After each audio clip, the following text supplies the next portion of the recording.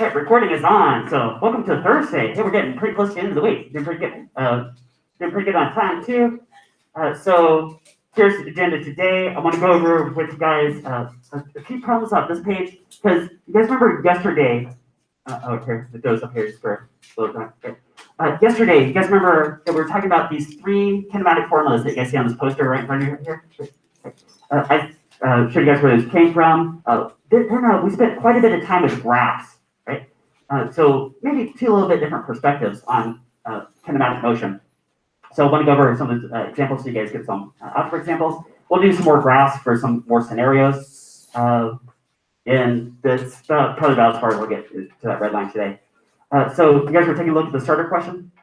Got a vehicle moving at constant velocity from time 0 to t0 to t1, right? And then at t1, driver slams the brakes, comes to a full stop at t2. Can you guys draw just that graph, just the velocity versus time graph? You guys got that? We can start the room. She's got this by now.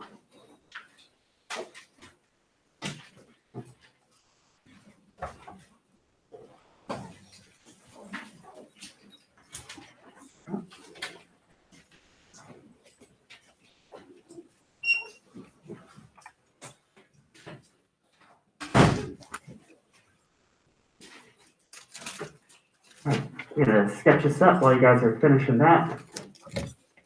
Just gonna copy the sets of axes. Let's see. I put this on the page.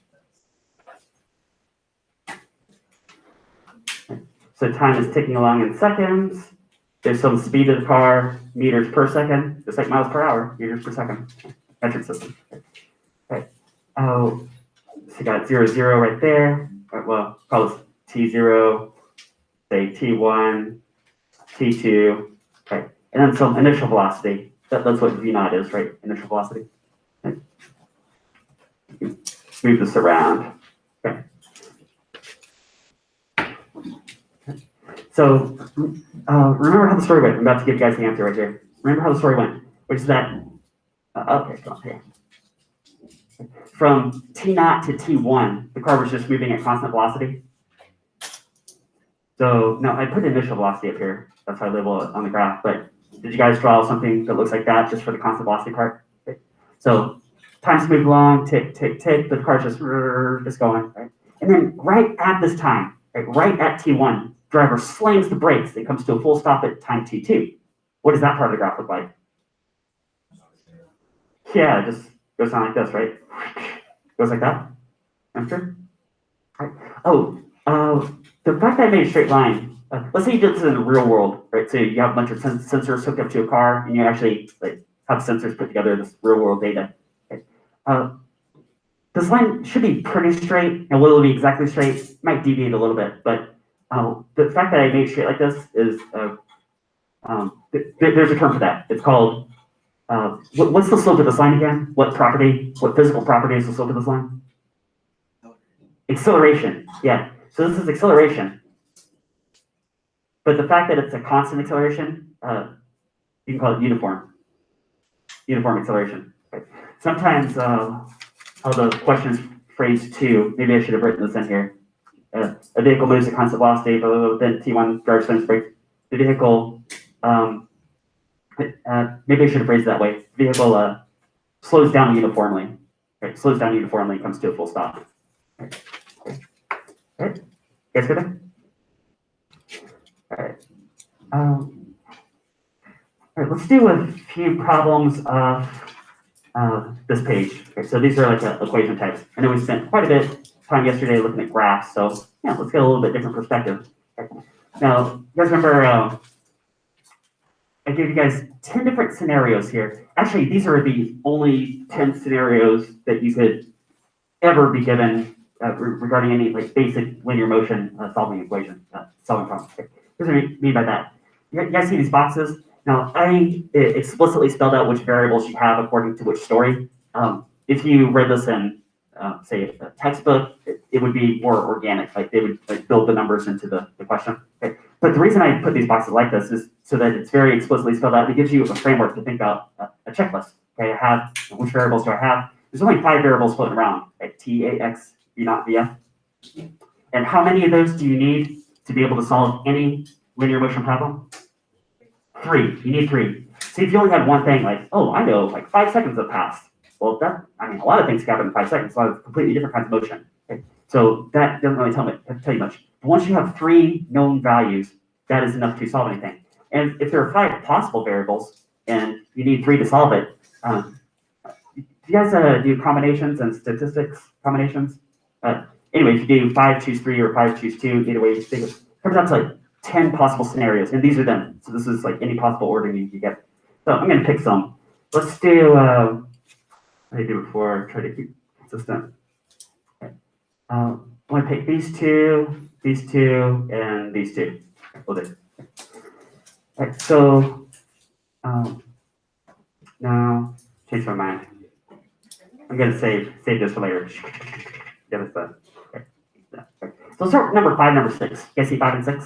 Okay. So what does it say? It says a ball is dropped from a treehouse and it reaches the ground in some given time. Okay. Let's take a look at this table. Okay. So, hey, here is the given time. So somebody has a stopwatch. They said, okay, it took that much time to reach the ground. Okay. Hey, acceleration. It says 9.8 meters per second squared. Because, well, I only know one planet that treehouse is around, so it's probably going to be Earth. And you guys see that word dropped? The ball is dropped from some given height. Okay. There's actually a piece of information, critical information that's embedded in that word, and that's what? Yeah, initial velocity 0. Now, I just explicitly spelled it out here, but you guys know, like out in the wild when you're solving books or textbook problems, that they would not explicitly spell that out, right? Did you have to figure that out? Okay, so we do have 3 things. Right, so this is solvable. I'm gonna draw this tree house. So remember, this is number 5 and number 5 and 6. Okay. We're gonna do a pair here.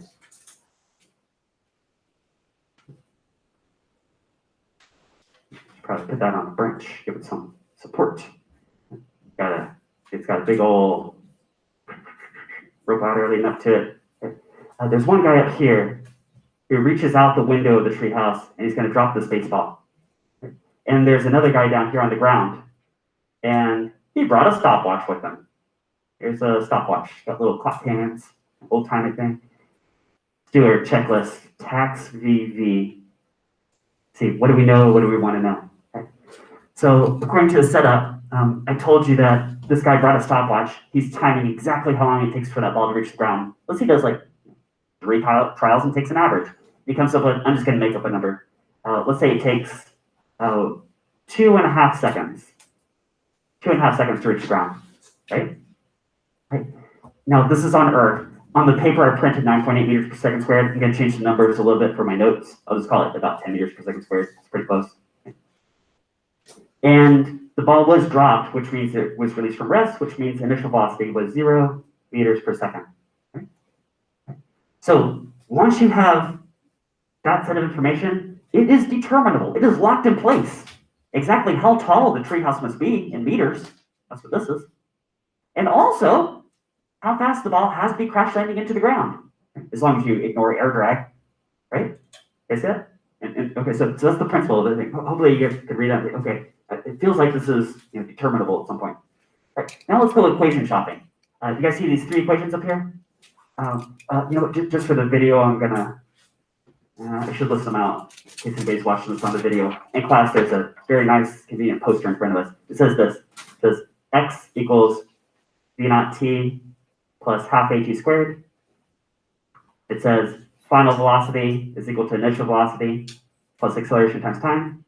And finally, vf squared equals v naught squared plus 2ax. I do recommend that you guys memorize those, although on the AP exam, you do have access to AP's equations, and they do have those.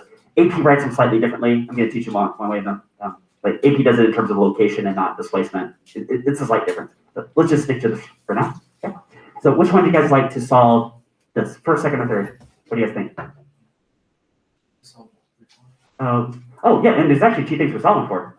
So we got possibly 2 entry points. Did you guys see the first one? First one? Right. I like that one. Let's see that one. Notice the first one does not say anything about final velocity, which is good because we're not really caring so much about this, which means that everything else we either have or there's going to be one unknown, and that's critical. That's important, right? See, like if you pick the third one, for example, you guys see how there would be two unknown values there? Guys, if you have one equation with two unknowns in it, is that even solvable? Not by itself, no. And then, yeah, so you could take either one of these as an entry point. So yeah, let's do the first one, solve for x first. If you do have two unknowns, that just means you probably picked the wrong equation. Go back to the start and just pick a different one and try again. Let's go x equals b naught t plus half a t squared. Okay. So, okay, we must be solving for the height of the treehouse because that's the one unknown. Okay. We have all these other numbers. I know that v naught was 0 meters per second.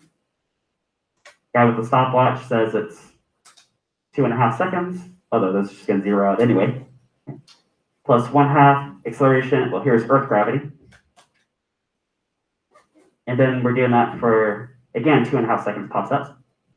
But this time it's being squared. Okay. You guys know that square, guys, does this square, is it also squaring the 1/2 in the a, or is it only squaring the t? Yeah, just the t. Okay, you guys know. Okay. All right, so all this stuff is just goodbye anyway. Okay. So it just boils down to 1/2 at squared. If it boils down to 1/2 at squared, you know what this is the exact same story as? You're in California, go to a mine shaft. I wonder how deep it is. Drop a rock, you count to 5 seconds. It's about 125 meters. How'd you know that? College. Isn't this the exact same story? Except it's a different time, right? Maybe you have a. Right? So 1/2 a t squared. Let's see. Oh, it looks like it's about 31 meters tall, 31 and change. If I'm allowed two significant figures, I'll just call it 31. 31 meters. That's a 31 meter tall tree. Ooh, that's a pretty tall tree. That matches my picture. That's good. You know what? You guys see, if you're in class, you guys see this poster over here? Hey, this is your guys' yesterday notes. You guys remember if you drop a ball off a cliff? This is basically also that story, isn't it? I gave you guys the 3 graphs right here, and then a table of values. Look at time ticking, tick, tick, tick. Right? Well, if it fell for 5 seconds, about 125 meters. Right? But for us right now, it's between 2 and 3 seconds, right? How far did it fall? Probably somewhere between these two numbers, 20 and 45 seconds, right? Which is exactly what that says. Right? For the video, I'm just referring to a poster that basically looks like this. Okay? Yesterday. Okay. Guys good? Right. But there's one more thing that we can know. We can figure out we can determine how fast that ball is hitting the ground. Right? So for that one, which equation do you guys like? First, second, or third? Second one's a great one. If you pick the third one, that would also work. So you got some options now. But you guys said the second one? I like the second one. It's a little bit more straightforward. Let's do it. Final velocity equals initial velocity plus acceleration times time. Okay. I know this is 0 meters per second. Goodbye. This is about 10 meters per second squared for 2.5 seconds. I should be emphasizing that all these numbers have units attached to them, and the units are also consistent. Like 31 definitely came out to meters to measure some height for the tree. Okay. And this one, guys, if you do meters per second squared multiplied by seconds, what unit does that give you? Meters per second, because one of the seconds cancels. Leaves you with meters per second, which exactly measures a velocity value, doesn't it? Yeah.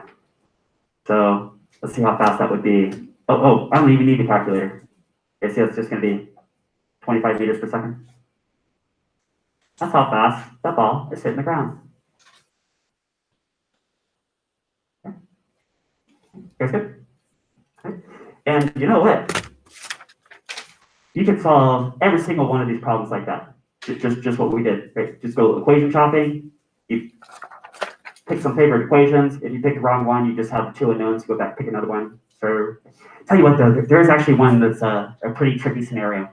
You guys see the very last set, the very last pair, 1920. I'm not going to do that in class. If you're really curious, check that out there. I don't know, maybe another day. But I'll tell you guys, there's a little bit of a trick to that. Okay? You can figure it out. You guys are curious AP students, right? Let's do number 7-8. Number 7-8. A ball is dropped off a cliff of given height on an alien planet. Ooh, spooky alien planet. If there's an alien planet, that means we probably don't know the what. The acceleration of the gravity pull, and the gravity pull is an acceleration value. See if it takes given time for the ball to reach the ground. Okay, so somebody brought a stopwatch. Okay. Can you find the gravity pull of the planet and also the speed that the ball was hitting the ground? Right. In this table, I told you how much time it takes for the ball to reach the ground. So somebody brought a stopwatch. I also gave you the height of the cliff, how many meters that would be. Okay. And if you go back to the phrasing, see where it says the ball is dropped? You guys know dropped means starts from rest, initial velocity is 0. That's 3 things. Okay. Yeah. You guys get that? Let's draw this out and see what this is going to look like. So this is number 7 and 8. I got a cliff. And say I have a couple of guys. This guy brought a baseball. Ooh, I should probably give them astronaut helmets so they can breathe. And this guy down here brought a stopwatch. It's this little old-timey stopwatch. And maybe they also brought a rope. They lower the rope and then they measure the length of the rope. So they know the height of the cliff. They know that. Okay, let's get a checklist going. Tax VV.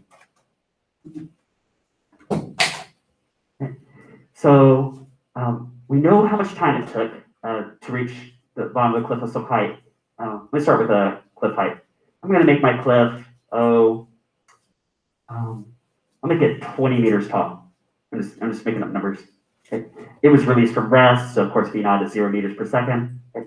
And this guy with the timer, let's say he times and it comes out to 5 seconds exactly, 5.0 seconds to reach the bottom of the cliff. Right there, it's locked in place. The rate that the ball had to be speeding up for all these numbers to pan out like that. And also we can eventually figure out how fast it's hitting the ground. Okay? Okay. Before we get started on this, take a look at those numbers and start to put this into an Earth context because you guys have some notes from the last few days. Let's compare this to Earth. You can look at those numbers and tell me on this planet that we're doing, this paper planet, it's made paper now, is the gravity field very strong or very weak compared to Earth? Who said weak? Wait, raise your hand if you were saying weak. Yeah, you guys see why, right? Because if this were on Earth and it was a 20-meter tall cliff, let's think back to the cliff from Earth. Now this is Earth cliff, right? See, if it was a 20-meter tall cliff, how many seconds does it take to reach the ground? 2, right? Always on Earth. But this cliff it's taken forever for this ball to hit. It's taken 5 seconds.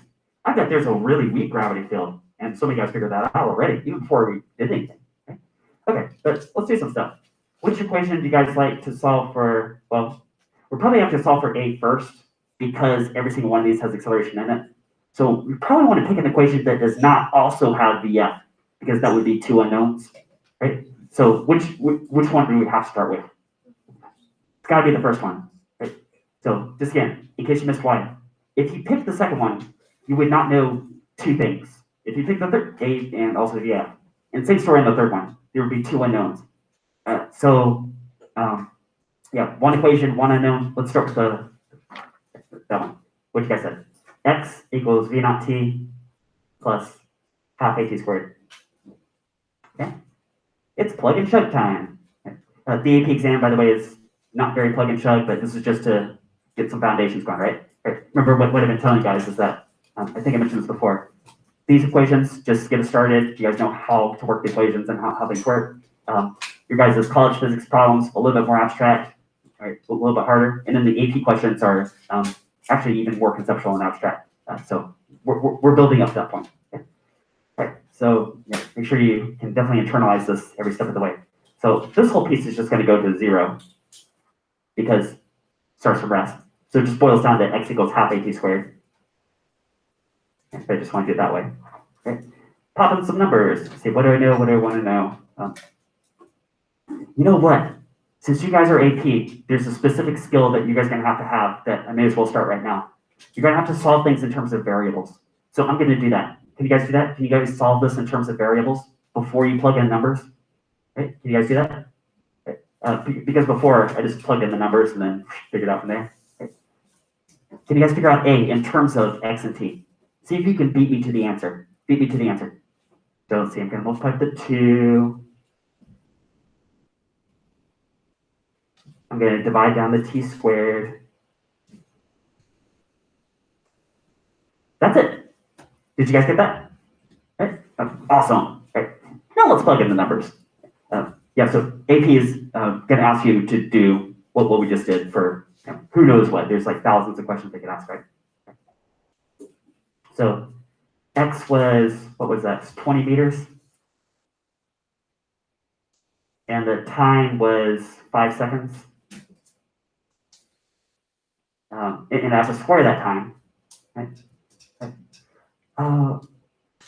Guys, before you get going on the numbers, let's take a look at the units. Remember, units are important in this class. What unit is this going to come out to? Meters per second squared, you guys see that? Which measures acceleration, doesn't it? Okay, so see how it's all consistent? Okay, let's try it.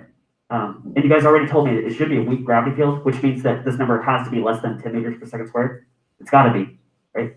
Okay, let's see exactly what it is. 2 times 20 divided by 5 squared. 1.6. Now I just made up these numbers for random, but you know what?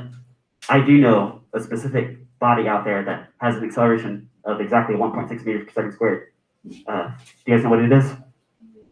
It's the moon. Yeah, good call. Yeah, so maybe these guys are on the moon. Right? You guys get there? Right. But you know what? There's still one other thing we got to figure out. We got to figure out how fast is this ball crash landing on the surface of the moon? How fast? And for that, what do you guys like? First, second, or third? Second? I like that one too. Right? Tell you what, well, we've already expended the first one and it wouldn't answer the question anyway. Right? You could use either the second or the third equation. Right? They'll both get you there. Yeah. Sir. I got 2.4. Oh, you're talking about for this? Yeah. Oh, okay, never mind. Oh, okay, yeah, that's a good point. So everybody has different numbers, right? Did I do this right? Right? I think I did this right? Did the same process. For my numbers? Yeah, I think it's about right? All right, so yeah, let's do final velocity equals initial velocity plus acceleration times time, right? Yeah, I'm just gonna feed in the numbers right now because it's already set up for what we want to know. I know this guy is 0 meters per second. I know this is 1.6 meters per second squared, and I know the time was 5 seconds. So all you have to do is 1.6 times 5 for the numbers, right? That's the calculation. 1.6 times 5.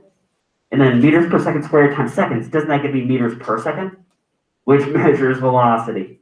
I'm getting 8. Final velocity is 8. And if I have 2 sig figs, I guess I could say 8.0 meters per second. Man, those are really nice numbers. So, what a fun coincidence. Right, you guys good with that? Pretty good? All right, let's do one more scenario, and then we'll flip over and look at some more graphs. Okay, so we just did 5 and 6, and then 7 and 8. Right, each of those pairs of one scenario, right, pair of questions per scenario. Let's flip over to number 13, 14, which involves a car braking to a stop, which I remind you guys a lot about your starter question. You guys remember you walked in, there was a car braking to a stop? Okay. Car brakes to a stop with some given acceleration. No, acceleration might refer to speeding up, or it might refer to slowing down. Acceleration strictly has to do with a rate change in velocity. Okay. It takes the car some given distance to do so. So you watch the cars get to a stop, you look at the skid marks and measure those, and it's so many meters. Find the time it took to come to a stop, and also the speed of the car just before braking. So if you look at this very handy dandy table, what we got here? I told you the rate that the car was slowing down. Right now, I'll tell you what. My printed number says -8 meters per second squared. Now, why negative? Because the car's slowing down. If the car's moving forward, if the acceleration had also been positive, wouldn't that mean guys hitting the brake, hitting the gas pedal and speeding up even more? Okay. So negative acceleration means slowing down. Okay. Talk more about that tomorrow too. right? Oh, what about magnitude? Because so mine says -8 meters per second squared. You guys might say, I don't know, -10, something like that, right? It might be pretty close to like the value of Earth gravity, right? Which is kind of realistic, but only for the case of if there's new tires on the car and it's a dry road and all that. Okay? So right, just to give you guys an idea. Okay? Here's how far the car skidded, how many meters. And one more thing, if you dig back up into the phrasing of the question, see if it says the car brakes to a stop, that has a piece of information embedded in it. That means that final velocity is 0, right? So even if I did not explicitly give you that number, and pretty much no textbook ever will, you would know, final velocity is 0. You would know that, right? Figure that out. Right? Because once you got that checklist, then you are free to go equation shopping and do the whole rest. Let me get a picture going. This is for number 1314. I got a car. There was some initial velocity. I'll denote with that velocity vector. There was some distance that went, call that x, before it came to a full stop, so that final velocity is 0 meters per second. And we slowed down at a certain rate to get there. So the tax VV table, the time, acceleration, displacement, initial, final velocity. Okay. Now, everybody's going to have a final velocity of 0 meters per second because that car is coming to a stop. Okay. Right. Now, the other values, I'm just going to make up some stuff. Let's say my car on my paper, hey, that looks like a frog face, got a little extra teeth. Let's say that this car went a distance of, 25 meters and was slowing down at a rate of, say 5 meters per second squared. So, see, I'm saying negative because he's slowing down. Okay. Notice I gave you an acceleration value that's probably about half of yours. Right? So this would be a scenario if maybe it's been raining for a while and the road's kind of wet. Right? That might be what that pertains to. Doesn't it take more stopping distance if the road's wet? You probably can't slow down as much. Right? All right. So we got to figure out two things. We got to figure out how much time did it take him to stop, and also how fast was that guy driving in the first place for all this to pan out. What do you guys like? First, second, or third equation? You said second? Let's take a look at that. Let's see. I know. Yeah. You guys see if you pick the second one, you see what problem you're going to run into? Yeah, there's two unknown values. So, okay, so back to the drawing board. Right, so if it's not the second one, it might be the third one. So, hey, third one's going to work, right? Because there's only one unknown. Actually, that is the best one because the first one also has two unknowns in it. So, yeah, let's definitely start with this one. Okay, you guys want to do this one? Okay. So let's go final velocity squared equals initial velocity squared plus 2ax.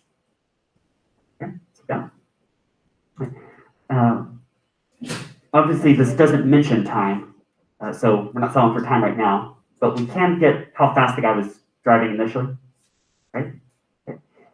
Let's solve in terms of variables. Since you guys are AP, you're going to have the skill, right? Stay a step ahead of me. See if you guys can get to the bottom of this before I do. I'm going to solve for V naught in terms of variables.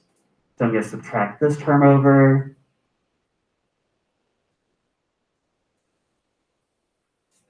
Looks like that. Then take the square root.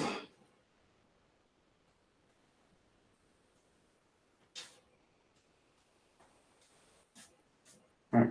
Did you guys come up with that? Come up with that? Yeah. Okay. You could plug in the numbers first if you want to, but this is a good skill to have. You're going to have the skill. Okay. Let's plug in some numbers. I know that this number was 0 meters per second. Oh, that's nice that this goes away. Okay. I know that the acceleration was a negative value itself. I'll plug in my value, -5 meters per second squared. And then, but it was still moving in the forward direction. So many meters. Let's go 25 meters. Second here, I wonder how many of you guys remember this. Do you guys remember back in the day, Galileo dropping stuff off Leaning Tower? Well, I mean, I guess if you're my age, many hundreds of years ago, I was there. But the example problem. Do you guys remember I told you guys that the speed of the ball hitting the ground was the square root 2gh? You guys remember that? Square root 2gh? Yeah. Does that look kind of like this 2ax. Huh, interesting. My two negatives cancel out, don't they? So square root 2 times 5 times 25 is, okay, I'm getting 15.8 meters per second. Like that. Okay. Is that right? I think that's right? Looks about right. All right, next thing. How much time did it take to come to a stop? Okay, now we can move on to, what do you guys like, first, second, or third? Second. You guys like the second one? Okay. I like that one too. That's probably the easiest one to use. Could you use the first equation? Yes, but you're going to run into what mathematical situation? It starts with a Q. Quadratic formula. You guys get it? If you use the first one and you're solving for t, I see a t squared and a t here. You guys see it's going to run into a quadratic formula? Well, yeah, do something like that. So yeah, let's use the second one. It's going to get us the same answer, just a lot faster. Let's do it. So, need more paper. So final velocity is initial velocity plus acceleration times time. Solving for t. I'm going to solve in terms of variables first, just for practice. Subtract the v naught over, do vf minus v naught is at. Then divide the a over. So time is going to be vf minus v naught all divided by a. Okay. Let me blow that up. T equals vf minus v naught all divided by a, just so I can point to these numbers and say, I know that final velocity was 0 meters per second. I know initial velocity was, well, we just did a bunch of work to find that. And my numbers came out to be this. Okay? And you have a different number in your paper, right? Okay. So I'm going to pop in this right here. Okay? And then the rate that it was slowing down was given. Right? And it is a negative value because slow down. We're down here at 28. Hey, is there a negative number divided by a negative number? Negative divided by negative, does that come out positive? Right? And since time is progressing forward, it should come out to a positive number, right? If you ever get a negative number for time, well, some textbooks say that can't happen. Actually, it can. It just means that you're thinking about what happened beforehand, like what happened back in time. Right? If you rewound the clock, like if you were watching the video backwards. Right? But yeah, this comes out positive, which is exactly what we're looking for. It was 15.8 divided by 5. I'm looking at, it took 3.16 seconds. Wow. I think I told you guys AP physics, they're not a huge stickler on sig figs. Could be 3.2 seconds. Okay, good. All right. So yeah, at least want to hit a few of those and get you guys started. I bet you guys could probably solve all of these now, right? You guys think you could? Right. And I think I told you guys too that number 19, number 20, there is a little bit of a trick to that. Okay. How many guys? No, I'm curious. Quick show of hands. Did anybody happen to already solve 1920? Anybody solve it already? Oh yeah, got a couple winners over here. All right. Yes, sir. Good job there. It's awesome if you did. Remember, the stuff I assign in class is usually like pretty minimal, what you want to do, and then anything that you do extra, it's only going to enhance your physics skills, right? The more time you spend with any subject, you're just going to get better at it. Okay. All right, so next I want to do with you guys, let's do some graphs. Let's go back to a car braking to a stop. And so car brakes, I'm going to throw in a word here, uniformly to a stop. Car brakes uniformly to a stop. Okay.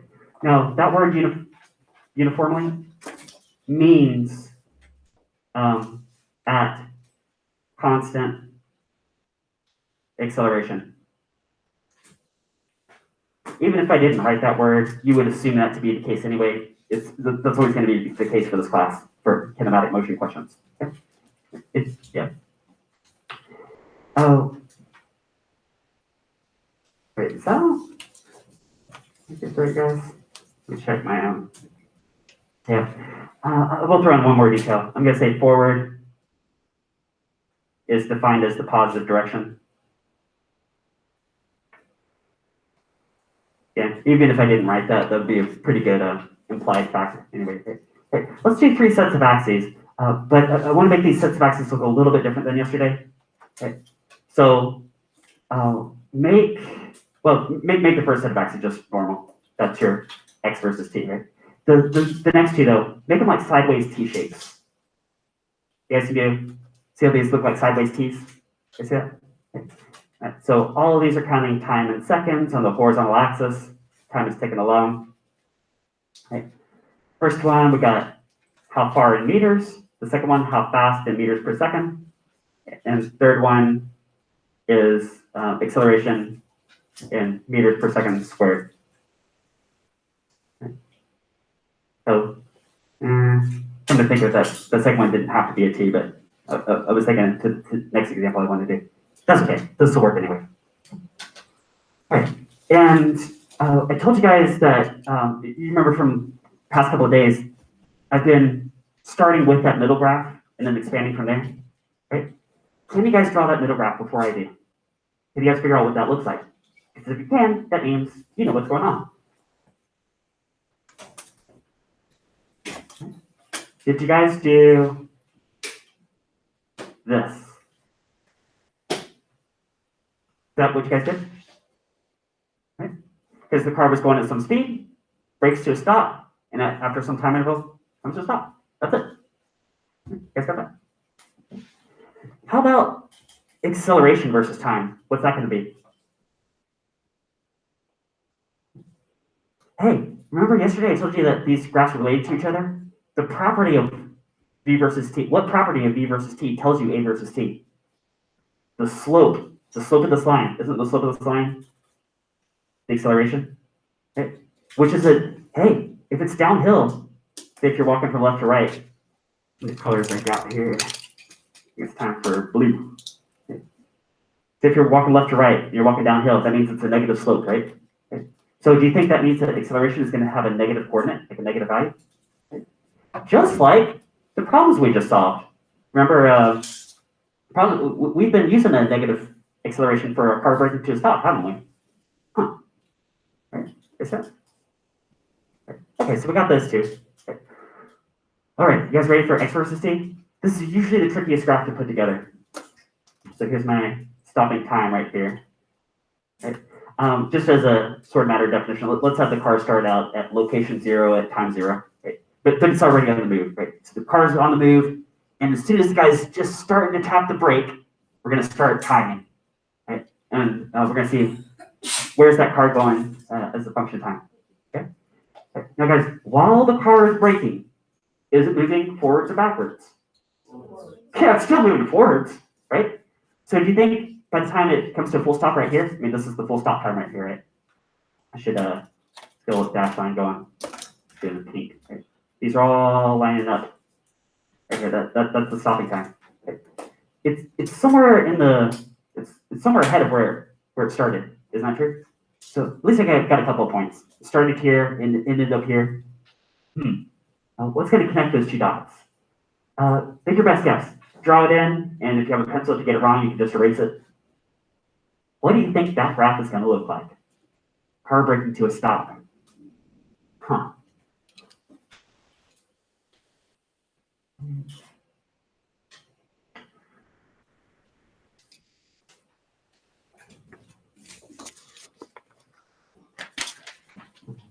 I'm going to do a quick walk around the room. I want to see how many guys figured this out.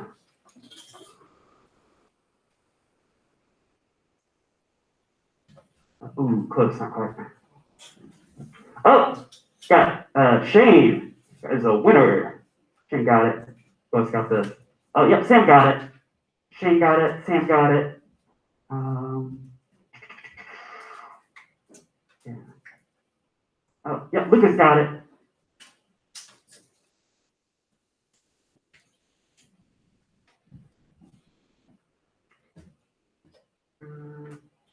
Yeah. Hold on a minute. Hold on. Lost track here. Yeah, Candy got it. Candy got it. Baron got it. Yeah, you guys get this. JT got it. Jake got it. So which one is it? Yeah, Tristan got it.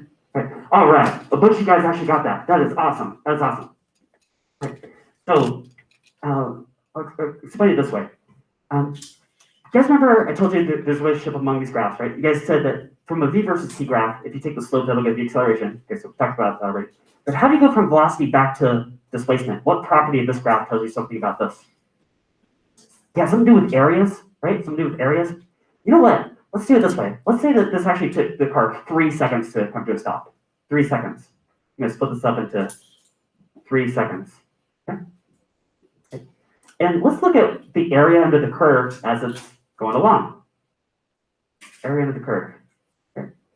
So, you see the area during that first second? It's like that trapezoid. And then during the second second, it's a smaller trapezoid. And then during the third second, it's itty bitty triangle. Right, guess that? So it looks like, and those areas refer to the distance that it's accumulating. Isn't that true? So it looks like it's accumulating a lot of distance during that first second when it was going pretty fast. Then during the next second, it's going a little bit slower. So it's not going as far during that interval. And then during the last second, it's coming to a stop. It's going slow as it's coming into a stop. So it hasn't gone very far. You guys see that? Okay. So what I'm thinking is during the first second, it probably went about like this far. Then the next second, it probably went to like about right here. And the third second, okay, gained a little distance, but not a whole lot. Okay, guess that? Okay. Look at those dots. Right? I think if you connect them, it does something like that. And what shape is that a piece of? Parabola. That is a piece of a parabola. Okay. Actually, anytime there's uniform acceleration, your x versus t, it's going to be some piece of a parabola somewhere. Okay? And you know what? This very top part, this top dot right here, that is at the vertex of the parabola. Vertex of the parabola right there. Okay. Guys good? Just got any questions? You know what could be a good thing to do too is maybe to put these side by side. I mean, it gives you the question with some numbers in it you can solve with, by creating equations.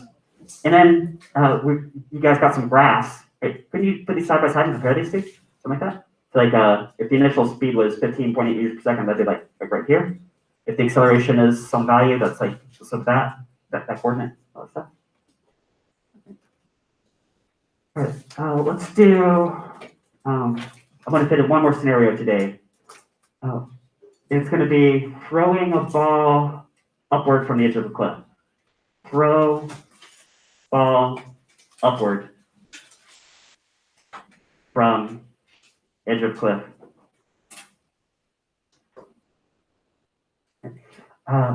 Let's call down the positive direction, just like we have been all along for these cliff problems. And now you might start thinking, well, hold on a minute. If down is positive, but I'm throwing it upwards, then you're actually throwing it which direction? The negative direction. Ooh, right? So let's get some axes going. And some of these are going to be sideways T's. Okay. Oh, I meant to draw the cliff too. So cliff, top, here's you at the top, baseball. You throw the baseball straight up, and it's eventually going to come back down. You do something kind of like this. Okay. Something like that, right? We got to have no, x versus t, make that a sideways t graph. Same thing with v versus t. Okay. Okay. So you got how far in meters, how fast meters per second, and acceleration meters per second, which is called meters per second squared. Okay. Every single one of these has time ticking in the horizontal axis. Okay. All right, good so far? All right. Well, we got 2.5 minutes, so I have to go a little bit faster than I normally like to. You guys already told me that you're throwing this in the negative direction, right? Okay. So did you guys all figure out that initial velocity is going to be a negative value? That's what that would mean graphically, right? Or something like that. Now, as soon as the ball is released from your hand, is it in free fall? Yes, which means it's accelerating which way, how much? Towards the earth at 10 meters per second squared. Isn't that like that right there? This has a slope of 10 meters per second squared, right? What's going on right here? Ball is at where? Yeah, max height. Right? And if this was, if it had a little bit two-dimensional shape, if it threw it to the side a little bit, that would be the vertex of a parabola. This is a very skinny parabola, isn't it? Super skinny parabola, right? Right. Let's do acceleration versus time. So again, as soon as the ball releases from your hand, even though it's traveling upward, isn't gravity pulling it downward? So gravity is always pulling it down. Gravity is always going to be 10 meters per second squared on Earth, pretty close to. Okay. Right, now for the finish. X versus T. Well, we already established that. See, here's the ball heading upward, fast, and then slowing down, slowing down, slowing down. Here it's turning around, so max height, and then it heads on down, faster, faster, faster. Okay. So this is a very special time, isn't it? Okay. Let's call the top of the cliff 0.0 just to get an established point. Okay. Now remember, you threw it into negative territory because upward is negative, down is positive. So didn't it, maybe it went up to like here? This could be the X max, right? Sound good? And then, guys, let's say it took 1 second to reach the top. How long is it going to take to come back down? Probably another second. And then it's just going to go on from there. What shape is that? That's a parabola. And that is a wrap on class.